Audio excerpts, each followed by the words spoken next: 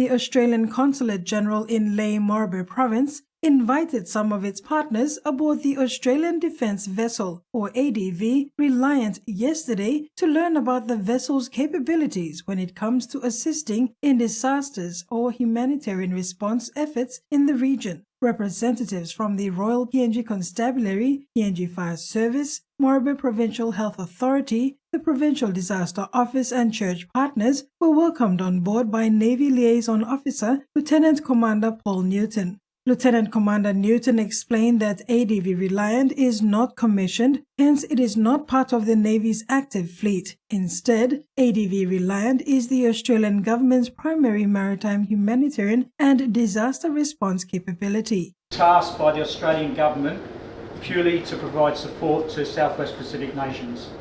So the ship is assigned for 300 days a year to support Southwest Pacific taskings. The other 60 days will be spent doing maintenance. Okay?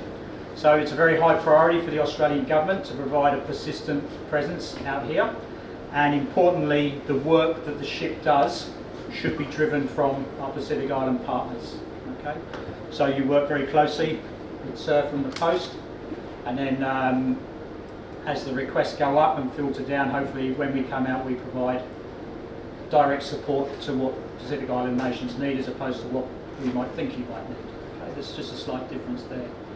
The vessel's recent task was the ferrying of the historic US bomber Helen Pelican II to Port Moresby to be placed in the PNG National Museum and Art Gallery. ADV Reliant is currently ferrying back Army vehicles and equipment used in Exercise Pukpuk at Igam Barracks. The vessel also provides maritime surveillance, search and rescue, training, mentoring and capacity building in an effort to contribute to a collective secure region. Australian Consul General in Lae Brenton Kanowski welcomed the ship's arrival, outlining that its visit highlights the strength of Australia's partnership with Papua New Guinea and their shared commitment to regional security and reliance.